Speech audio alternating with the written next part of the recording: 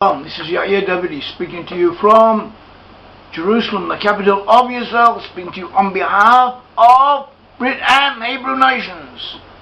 The subject of our talk is the actualization, the coming into reality of biblical prophecies. And one very good example of this, even though there are quite a few, but one of the best, or one of the most obvious we should say, the most easy to understand straight away is that of concerning Judah. That concerning Judah and the time of exile. Judah, meaning the Jewish people. And in the end times we are destined to see the reunification of the 10 tribes with Judah. The Israelite nation split into two different sections, Israel. In other words, the 10 tribes, also sometimes referred to as Joseph after the leading tribe.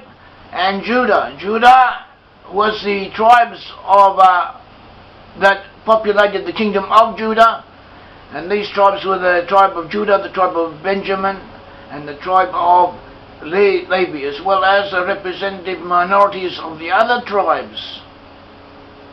And most of the Israelites were in the northern section of the kingdom, with the northern section of Israel, and the kingdom of Israel, and these comprised 10 tribes. So with the majority of the Israelite nation that were taken into exile by the Assyrians, they lost consciousness of their identity, they became lost to history. In the end times they're destined to become aware of who they are and to reunite with Judah, reunite with the Jewish people. And we identify these peoples from the 10 tribes of Israel as being now amongst Western nations, nations in the West, such as the English-speaking peoples and peoples on the periphery of Europe. And this of course includes the offshoots of such peoples in North America, Australia, New Zealand and South Africa. And in the end times these peoples are destined to reunite. This is spoken of throughout the book of Isaiah, especially Isaiah 11, and also in Ezekiel 37, where Ezekiel is told to take the stick of Judah, and the stick of Israel, and he is told to take them both these sticks, one stick for each section of the Israelite people, and to bring them together and join them and make them one nation. He is told to take the stick of Israel and to put upon it the stick of Judah. The stick of Israel is also referred to as the Yosef Eitz Ephraim. Yosef, the stick of Ephraim, at Bakor Beit Israel, and all the house of Israel, Haverav, his companions. Whereas the stick of Judah is called the Yehuda for Judah, and for the children of Israel, his companions. And he is told to take the stick of Israel, take the stick of Israel, and to put upon it the stick of Judah. And these two sticks will be one stick in your hand, one stick, one unified stick representing the reunification of the Israelite nation. The two halves of the Israelite nation will become one in the end times, and we have not yet reached that stage, but in the future we will do so.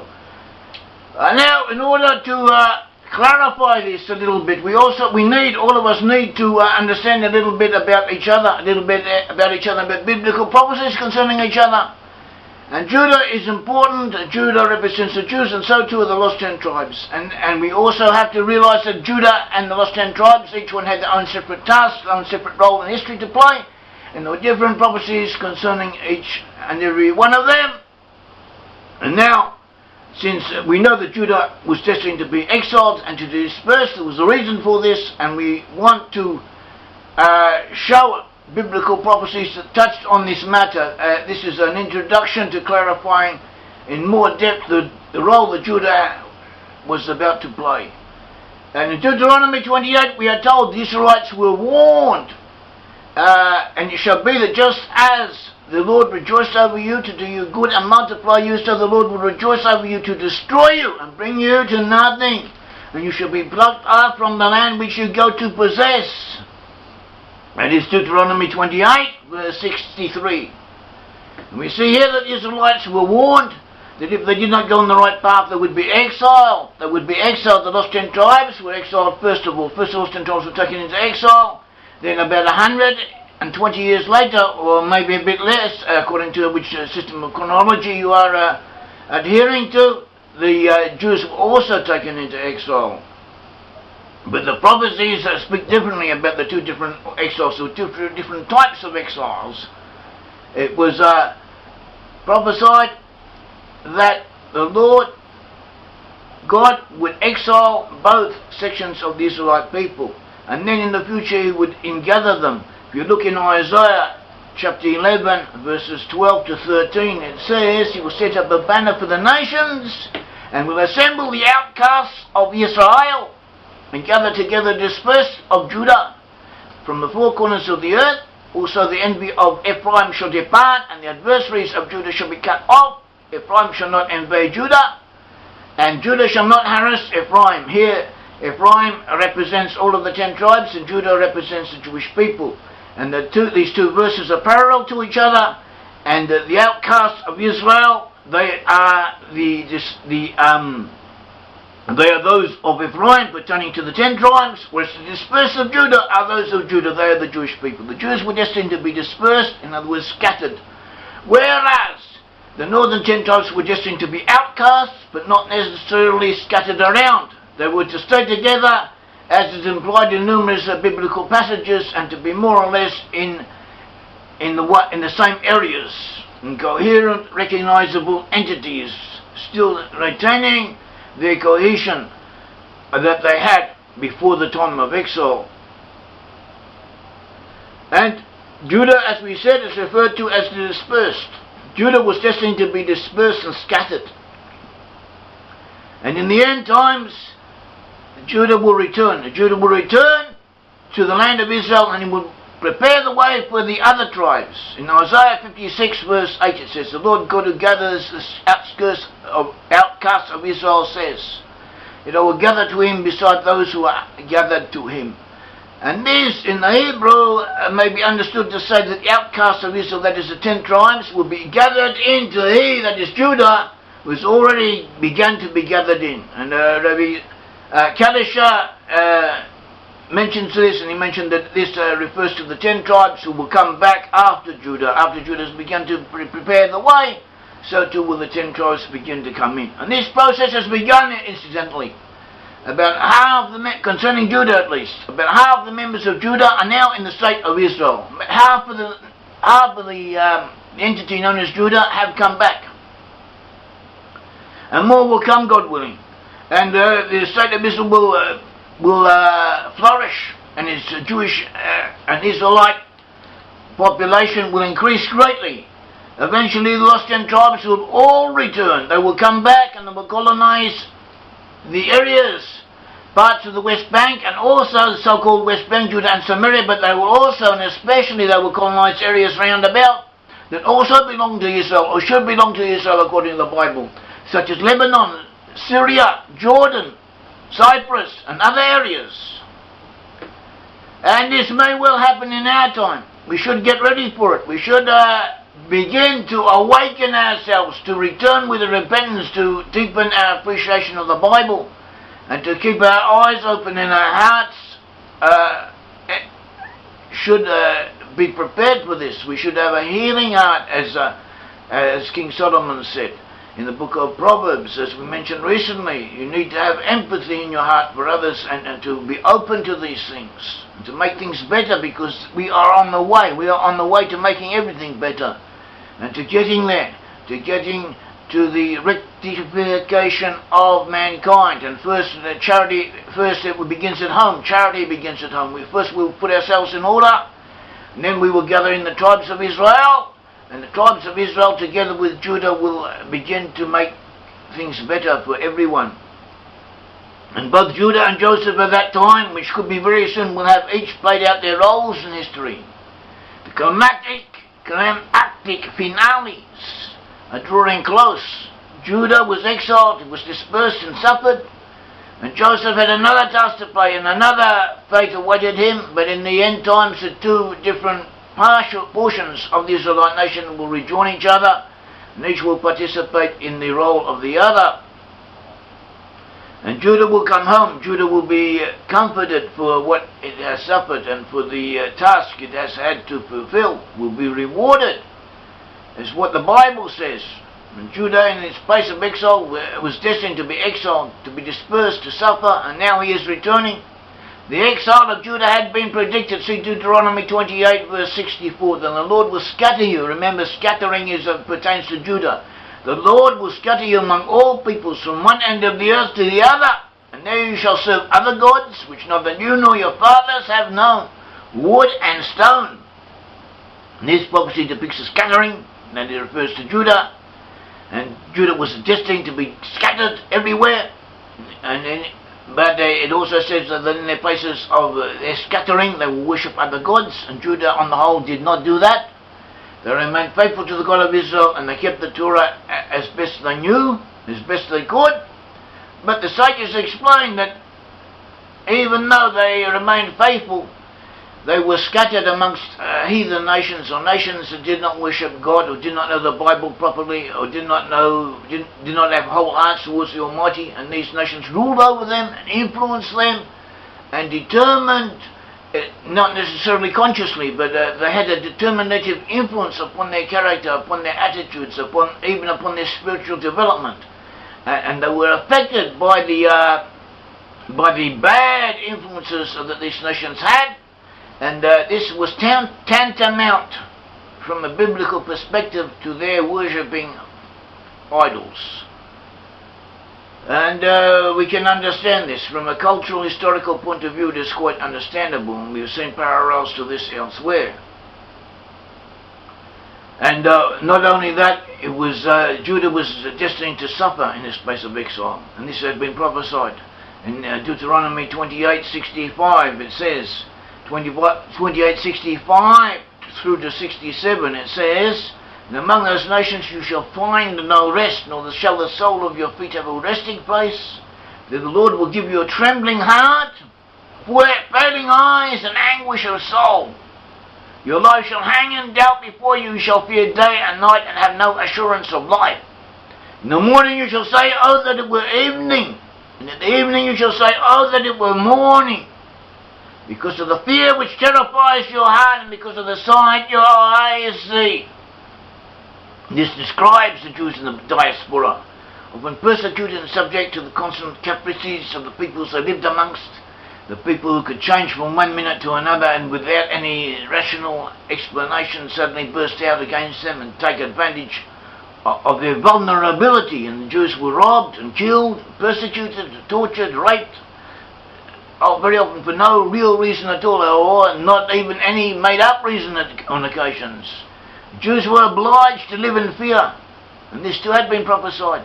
See Leviticus 26, verses 36 to 39. "As for those of you who are left, I will send faintness into the hearts in the lands of their enemies. The sound of a shaken leaf shall cause them to flee. They shall flee as though fleeing from a sword, and they shall fall when no one pursues. And you shall have no power to stand before your enemies. You shall perish among the nations, and the land of your enemies shall eat you up. And those of you who are left shall waste away in their iniquity in your enemies' land. And also in your their father's iniquity, which are with them, they shall waste away." The Jews in the Diaspora were usually unable to defend themselves. Even if they had wanted to, they were forbidden to do so. They were often forbidden to carry swords, they were forbidden to react when a Gentile would do something to them, and often they were deprived of rights, and they were forced to adopt a certain modes of behavior, certain attitudes, and this has influences people, as those of us who have been in the army or have been in other places where there's a very strong discipline or total control. You know that people change, and people do things or take things that they would not ordinarily suffer. And this happened. This happened to the Jewish people. Jews in the diaspora were often described as cowards.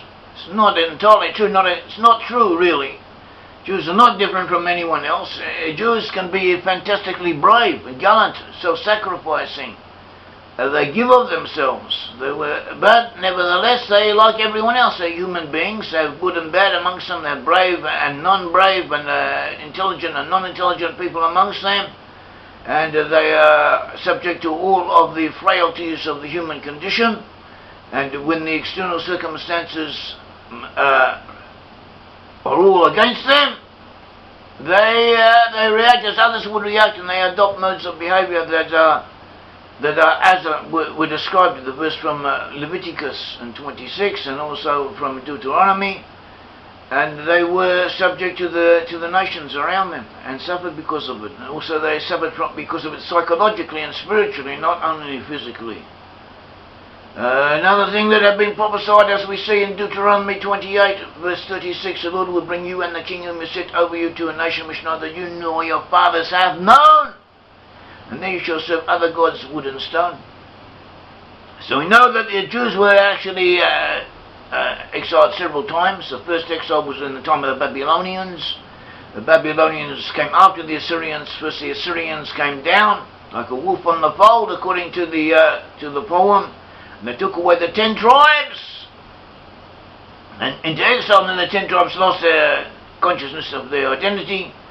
Sometime later, the Babylonians, who were people who are neighbouring people to the Syrians, they'd taken over the whole show. They'd started running things, and they came along and they attacked Judah. And they took the Jews into exile, and they destroyed the first temple, and they actually their assaults upon Judah were in stages. At first, they took away King Jehoniah and his court and other prominent citizens. About 597 BCE, they took him into exile. And Jehoniah, or Jeconiah as the name is transliterated, Jeconiah was replaced by his uncle King Zedekiah. And later King Zedekiah also rebelled against Nebuchadnezzar, the king of Babylon. And Nebuchadnezzar came up, he captured Jerusalem, he destroyed the temple in about 586 BCE. Then he took Zedekiah and he killed all of his sons before him, and then he blinded the eyes of Zedekiah. He took Zedekiah away to Babylon.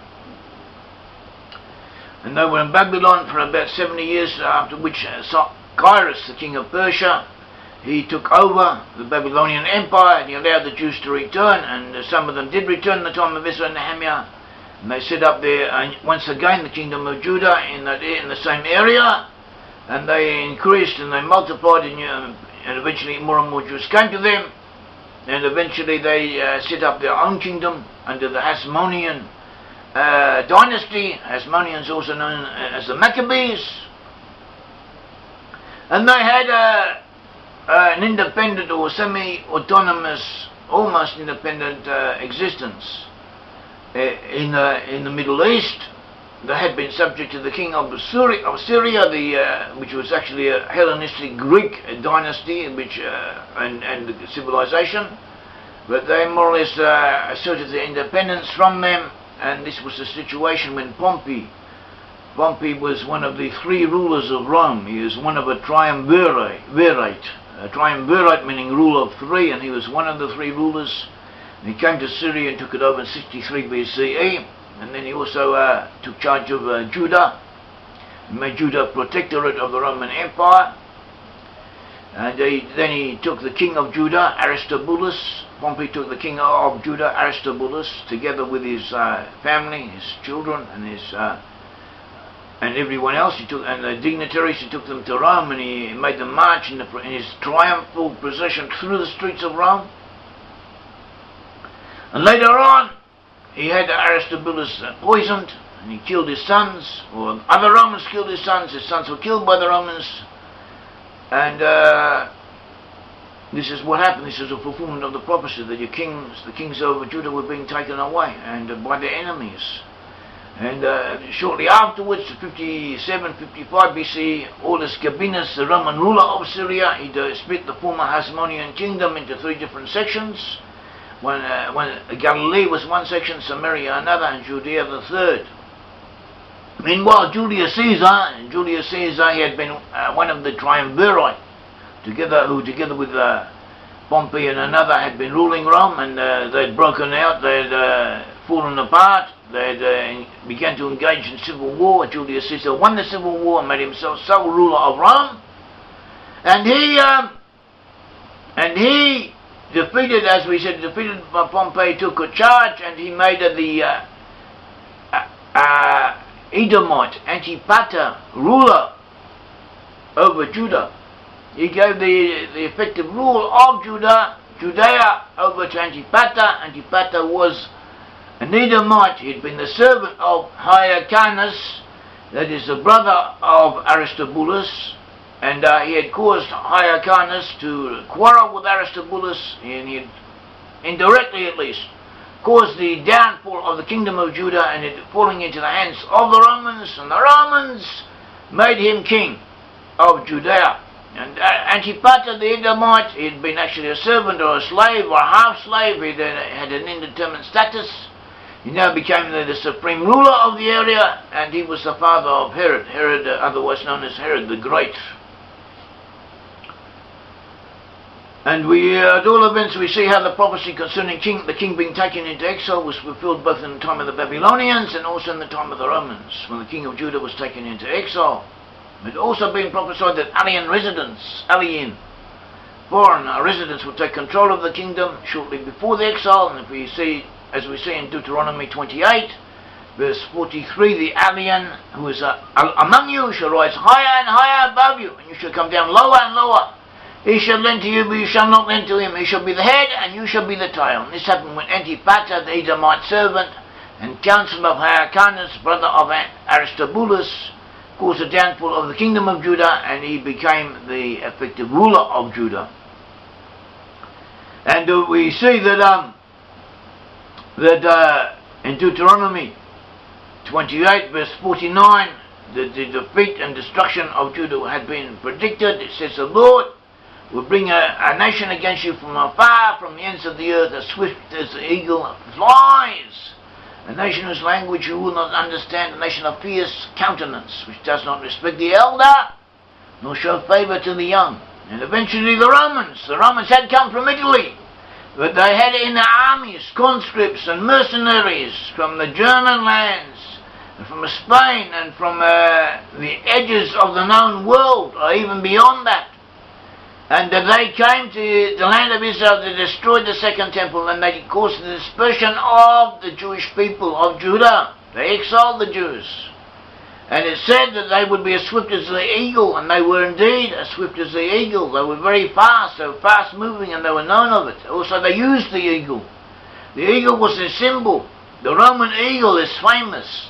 Each Roman legion had a standard, and on the standard was an eagle, a metal eagle, and this was sacred to them.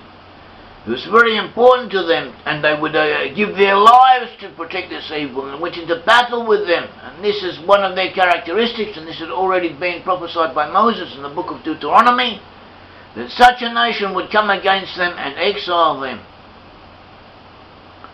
And this is what happened. The Jews did. They rebelled against the Romans. The Roman armies invaded the land. They seized control of local resources, and they besieged the Jews, who were barraged up into forts.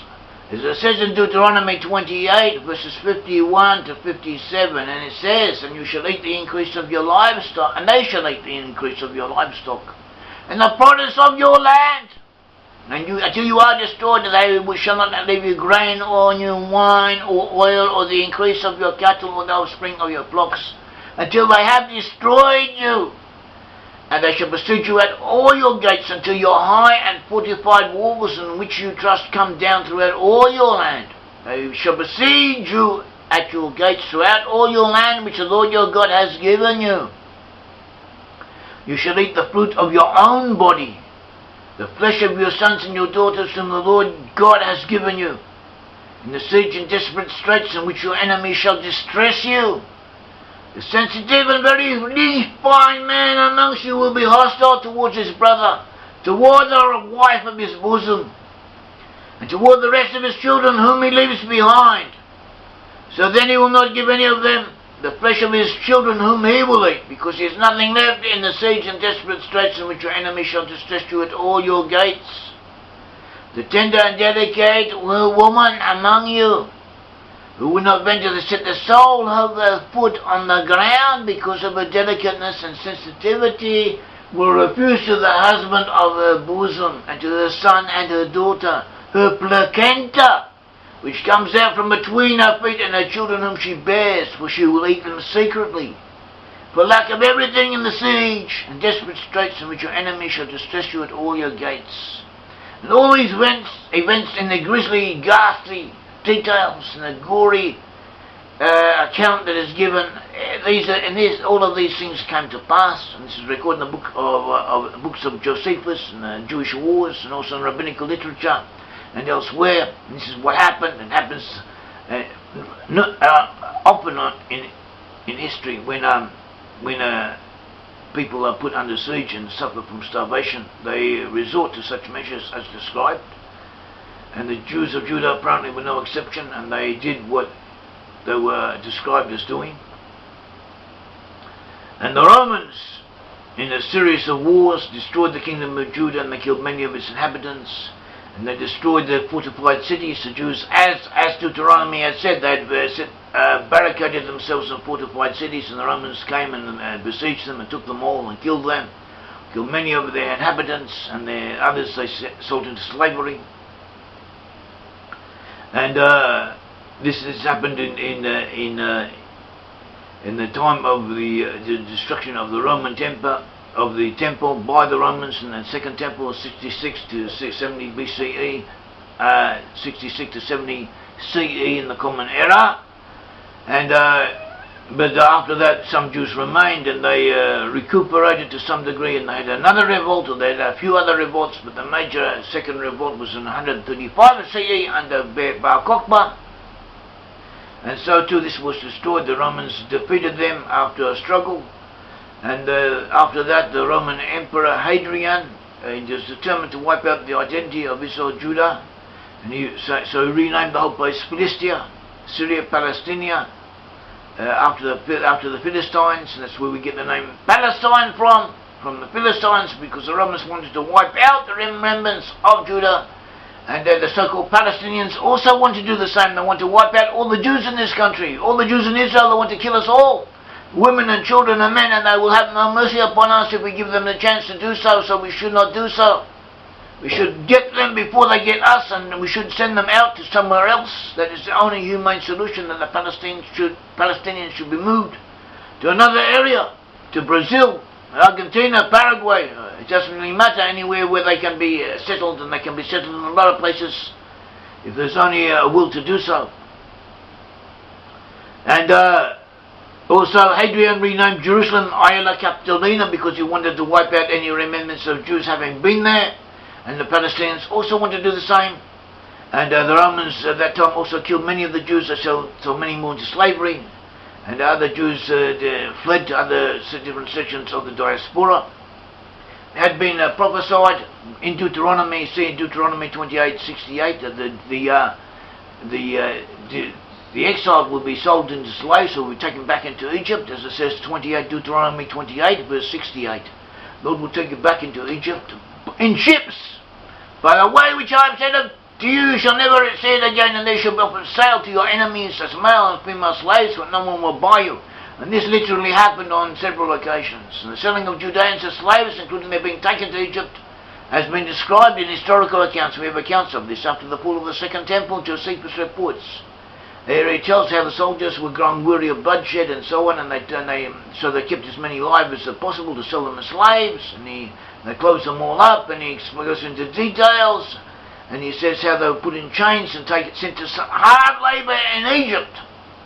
Also great numbers were taken to Titus, to the provinces, where they were thrown into the theatres to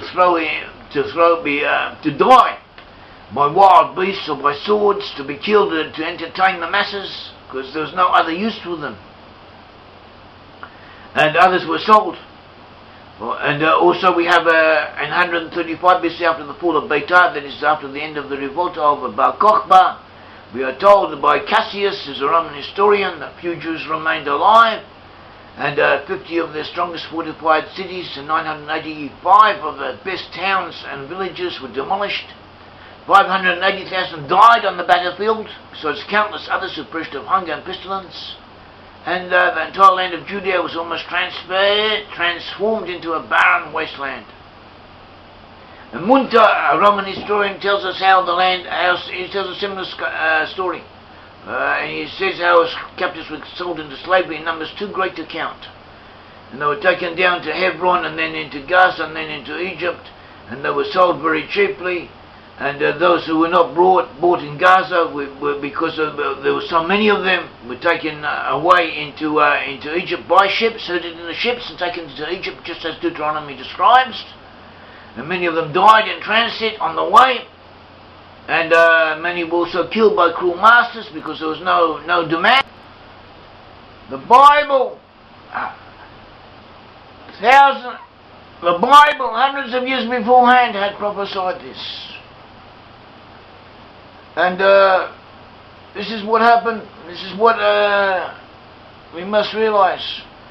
The Bible tells us what is about to happen, and the Bible prophesies, for good or for bad, what the results of good deeds and the results of bad deeds are liable to be, and we should be aware and take to heart what has happened, because we do not want it to happen to us. Nevertheless, the Jews, despite their suffering and the torments and the tortures they endured, despite all this, God, in His own way, looked after them. They were looked after. Compared to their Gentile neighbours, the Jews usually had happy family lives. They had vibrant communities, with the whole community, the whole group helped each other, helped those who were down, those who were suffering from hard times, to help them get through. They shared the misfortunes and the fortunes of each other, and they rejoiced in the good of each other. They had shared religious experiences of great intensity at times. They had intellectual pursuits and achievements, and so on. In terms of economic well-being, they were better off compared to their neighbours. Also in terms of physical health, the conditions compared to their neighbours, taking into account everything else, was better. They were better off physically and health-wise, in terms of longevity and freedom from sickness, and so on. And there are different reasons for this. Maybe they may have a genetic predisposition to resist diseases or whatnot, or they may have had a higher degree of hygiene, better health practices. Maybe kosher food helped. Who knows? All kinds of explanations, all of them rational and all of them acceptable. Whatever it was, the bottom line is they got through that period of history, and they got through it better than others did, despite the opposition and the antagonism of those around them. And this too had been prophesied. In Leviticus 26 verse 44 it says, "Yet for all that, after all of these curses, all of the bad things that have been prophesied against them, yet for all that, when they're in the land of their enemies, I will not cast them away, nor shall I abhor them, to destroy them, to utterly destroy them, and break my covenant with them. For I am the Lord their God." God says, despite everything, something will remain. He will keep some type of bond with them. He will maintain some type of His covenant with them, and He will enable them to come through that period. And that is what happened, and that is what God said would happen. And in the end times, Judah shall be vindicated. This is mentioned many times in prophecy. Many prophets spoke of the redemption of Judah and the rejoicing of Judah in the end times, and the Bible is full of this. One section of Isaiah 60 verse 14 says, "Also the sons of those that afflicted you shall come bowing to you, and all those who despise you shall prostrate themselves at the soles of your feet. And they shall call you the city of the Lord, Zion, the Holy One of Israel."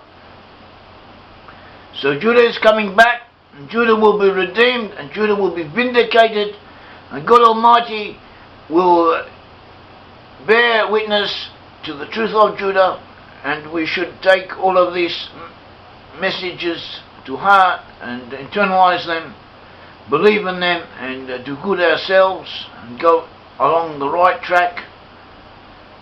And this is what we have to do for the sake of ourselves, for the sake of our communities, for the sake of our families and our nations. We have to believe in God. We have to learn the Bible and internalize the biblical message. You also have to realize that the 10 tribes are now amongst Western peoples, and they do not know, or on the whole they are not conscious of their ancestry, but this has to be made known to them. They have to become aware of it, and it is important in this age that such awareness be imparted to them, this knowledge be given to them, and the knowledge is available. On our website we have information concerning this, concerning the identity of the lost 10 tribes being amongst Western peoples. We have detailed information. We also have books, publications on this. And we endeavour, our organisation, Britain Hebrew Nations, endeavours very urgently, very earnestly to spread this knowledge. And if you can help, a blessing will come upon you. And this is the biblical message. May the Lord God of Israel bless all of you. Thank you.